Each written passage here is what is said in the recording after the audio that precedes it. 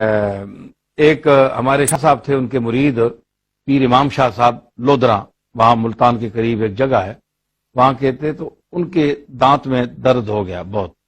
وہ بیچارے روتے آئے اور سرائکی زبان میں وہ کہنے لگے ہائے سائیں ڈاڈی پیڑے، ہائے سائیں ڈاڈی پیڑے، یعنی مجھے بہت درد ہے، بہت درد ہے. تو اپنے پیر صاحب حضرت پیر میر علی شاہ صاحب سے عرض کی. اب میں کامل کی بات کر رہا ہوں.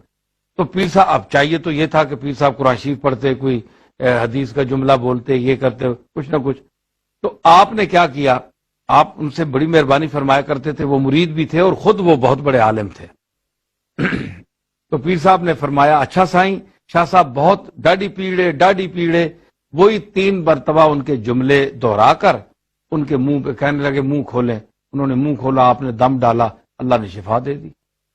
اب وہ بڑے سمجھدار تھے، انہوں نے کہا حضور انہی الفاظ کی میں اجازت چاہتا ہوں، اگر آپ میرے پاس کوئی آئے تو میں فرمایا آپ ڈال دیا کریں یہی الفاظ کہہ کر.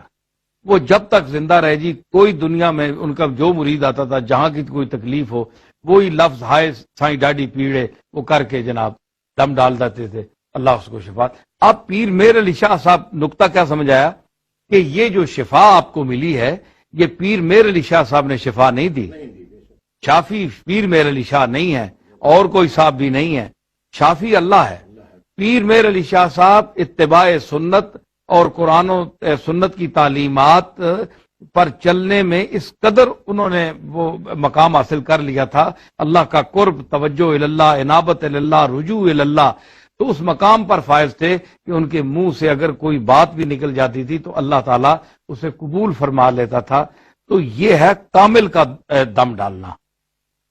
تو عامل جو ہے طفلیات، یہ سب وہ منتر ہے. ایک صاحب مجھے کہنے لگے صاحب اس طرح ایک دم ڈالتے ہیں وہ ٹی وی پہ تو وہ ٹھیک ہو جائے گا. میں نے کہا بھائی اگر ٹی وی خراب ہے وہ تو ہو سکتا ہے اللہ ٹھیک کر دے، کیونکہ دم تو ٹی وی جب میں جا رہا ہے نا، دم تو ٹی وی جب میں جا رہا ہے تو وہ شاید اس کا کوئی کل پرزہ خراب ہو تو وہ ٹھیک ہو جائے. لیکن وہاں سے نکل کر وہاں تک پہنچنا جو ہے اس کا مجھے سمجھ نہیں آتی کہ وہ اس کے اندر کیسے اس کا دم کا اثر ہوگا. یہ دیکھیں نا عظیم صاحب، یہ کتنا عظیم سانحہ ہے ہمارے ساتھ کہ ہماری خانقاہوں کو، ہمارے صوفیاء کاملین کو کس طرح ایک ان کے ساتھ مذاق کیا جا رہا ہے. اور ہم جو اچھے لوگوں کے ساتھ نسبت رکھنے والے لوگ ہیں، ہم تو کامل نہیں ہیں، ہم تو کہتے ہیں ہم تو کامل نہیں، ہم تو گناہگار لوگ ہیں، لیکن ہمارے آباء و اجداد اچھے لوگ تھے. ان کے جو ایک جس طرح میں نے واقعہ اور میں کئی سنا سکتا ہوں، وقت تھوڑا ہے، تو ان کے ساتھ